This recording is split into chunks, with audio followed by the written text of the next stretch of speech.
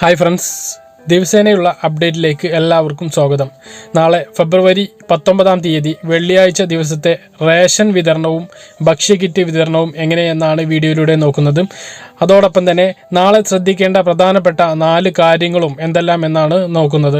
അപ്പോൾ വീഡിയോയിലേക്ക് കടക്കുന്നതിന് മുമ്പ് ഈ വീഡിയോ കൂടുതൽ ആളുകളിലേക്ക് എത്താൻ വേണ്ടിയിട്ട് തീർച്ചയായിട്ടും നിങ്ങളൊന്ന് ലൈക്ക് ചെയ്യുക. ആദ്യമായി കാണുന്ന സുഹൃത്തുക്കൾ ചാനലൊന്ന് സബ്സ്ക്രൈബ് ചെയ്ത് ബെല്ലൈക്കൺ എനേബിൾ ചെയ്ത് വെക്കുക. ആദ്യം നാളെ ശ്രദ്ധിക്കേണ്ട കാര്യങ്ങൾ നമുക്കൊന്ന് നോക്കാം.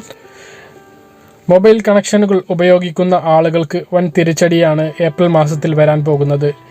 ഏപ്രിൽ മാസത്തോടു കൂടിയിട്ട് എല്ലാ മൊബൈൽ കമ്പനികളും അവരുടെ ഇൻ്റർനെറ്റ് ചാർജും കോൾ ചാർജും വർദ്ധിപ്പിക്കാനുള്ള ഒരു പദ്ധതിയാണ് വരുന്നത് എന്നാണ് ലഭിക്കുന്ന സൂചനകൾ. അതുപോലെ തന്നെ സംസ്ഥാനത്ത് വൻ വിലക്കയറ്റമാണ് സംജാതമായിക്കൊണ്ടിരിക്കുന്നത്. അതും ഒരു പ്രധാനപ്പെട്ട കാര്യമാണ്. കാരണം പെട്രോൾ ഡീസൽ വില വർധനവിൽ, പ്രധാനമായും ഡീസൽ വില വർധനവിൽ ചരക്കു നീക്കത്തിൽ കാര്യമായിട്ടുള്ള ചിലവ് കൂടിയതിനാൽ എല്ലാ ഭക്ഷ്യ വസ്തുക്കൾക്കും വൻ വിലക്കയറ്റമാണ് ഉണ്ടായിക്കൊണ്ടിരിക്കുന്നത്.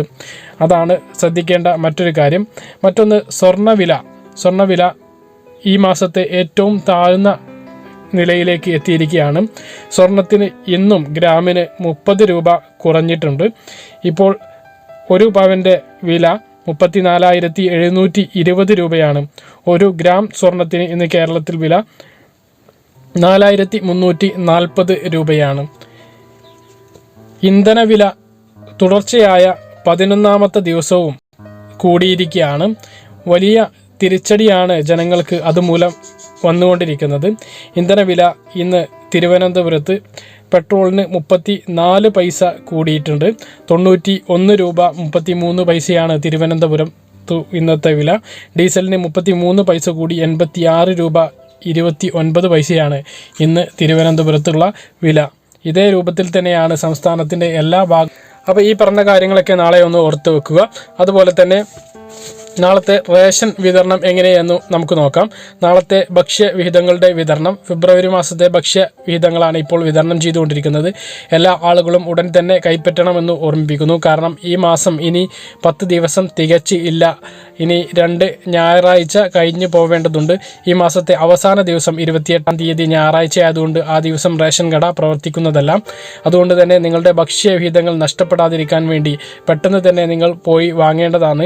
എല്ലാവിധ ഭക്ഷ്യവിഹിതങ്ങളും റേഷൻ കടയിൽ സ്റ്റോക്ക് ഉണ്ട് എന്നുള്ളത് ഓർമ്മിപ്പിക്കുന്നു. അതോടൊപ്പം തന്നെ ഭക്ഷ്യക്കിറ്റിൻ്റെ വിതരണം, ജനുവരി മാസത്തെ ഭക്ഷ്യക്കിറ്റിൻ്റെ വിതരണമാണ് ഇപ്പോൾ പുരോഗമിച്ചുകൊണ്ടിരിക്കുന്നത്.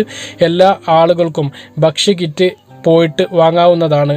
റേഷൻ കാർഡിൻ്റെ നിറമോ നമ്പറോ നോക്കേണ്ടതില്ല എന്നുകൂടി ഓർമ്മിപ്പിക്കുന്നു. കിറ്റുകൾ സ്റ്റോക്ക് എത്താത്തത് മൂലം റേഷൻ കടയിൽ വിതരണം നടക്കുന്നില്ല എന്നുള്ള ചെറിയ കമൻറ്റുകളൊക്കെ വരുന്നുണ്ട്. അത് വളരെ ഒറ്റപ്പെട്ട സ്ഥലങ്ങളിലാണ്. നിങ്ങളുടെ റേഷൻ കടയിൽ വിളിച്ചന്വേഷിക്കുക.